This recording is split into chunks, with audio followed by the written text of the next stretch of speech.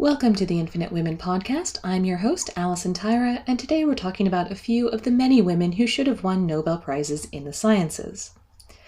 Microbiologist Esther Lederberg was a pioneer of bacterial genetics, but she experienced a common issue for women in the sciences. She worked with her husband, so everyone gave credit for her work to him, including, in 1958, the Nobel Committee, which awarded the prize for physiology or medicine to Joshua Lederberg and two other men that they worked with. The only mention of Esther on the Nobel website to this day is at the bottom of Joshua's Nobel bio. Quote, "While at Yale, Lederberg married Esther M. Zimmer in 1946. They have no children." Mrs. Lederberg had obtained her MA at Stanford with Professor G.W. Beadle during 1944 to 1946, and her PhD degree at the University of Wisconsin in 1950.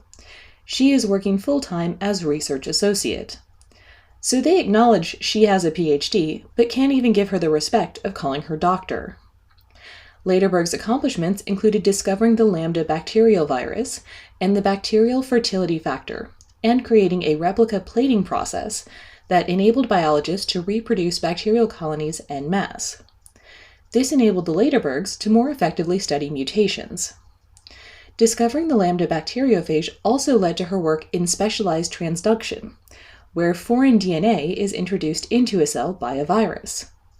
Although Lederberg laid the groundwork for much of 20th century microbiology, she was never offered a tenured position at a university. Even modern textbooks often ignore her work and attribute her accomplishments to her husband. In fact, he likely held her back. She was a grad student when she discovered the F factor and Lambda, and Joshua, as her thesis advisor, stopped her from continuing her work on those discoveries. While we can't say for sure exactly to what degree he reinforced or contradicted the perception of her as only his wife and assistant, when he wrote an autobiographical account of their discovery of genetic recombination in bacteria, he did not acknowledge her work. She also had to fight to stay employed at Stanford after divorcing him in 1968. He was head of the genetics department. Physicist Chen-Hsiung Wu had many nicknames, including First Lady of Physics, Queen of Nuclear Research, and the Chinese Madame Curie. Unlike Curie, however, Wu never won a Nobel, but her male colleagues did thanks to her work. In the 1950s, Wu set out to test a theory of Tsung-Dao Li and Chen-Ning Yang, whether spinning decaying particles have a preferred direction that they spin in. Wu experimented using cobalt-60 in the presence of a strong magnetic field. The electrons produced by the radioactive decay of the cobalt showed a preferred direction. In sciencey terms, she proved that parity is not conserved. So even though the Nobel Committee won't give out awards for untested theories, they ignored the fact that Wu proved Li and Yang's theory and only recognized the men. Wu also worked on the Manhattan Project, where she helped develop the process for separating uranium into uranium-235 and uranium-238 isotopes through gaseous diffusion, and later researched molecular changes in hemoglobin associated with sickle cell anemia. Of the Wu experiment, she later declared, "These were moments of exhilaration and ecstasy.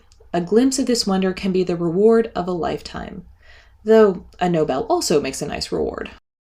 Nettie Stevens discovered XY chromosomes at the exact same time as E.B. Wilson in 1905. The two scientists were working independently, but each was aware of the other's work. However, when they published their respective results, Wilson was widely acclaimed as the sole discoverer. In retrospect, Stevens' work appears to be higher quality. For example, Wilson claimed that environmental factors affected sex, whereas Stevens believed it was only genetic. She was right. In fact, Wilson didn't even bother studying eggs, examining only sperm because he claimed that eggs were too fatty for his staining procedure. After reading the papers describing Stevens' discoveries, Wilson reissued his original paper and in a footnote acknowledged Stevens for the finding of sex chromosomes. She also determined that Clarence Irwin McClung's theory that the X chromosome determined sex was wrong, as sex is determined by the presence or absence of the small Y chromosome. Despite this, she was often excluded from speaking at meetings of experts where her own findings were being discussed.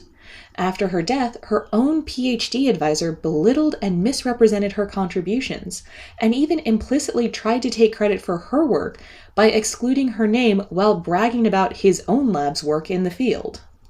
Although she died only 9 years after completing her PhD, Stevens published approximately 40 papers in her short career. These are just a few of the many women who should have won Nobel Prizes in the sciences, so this is part of a series on the topic.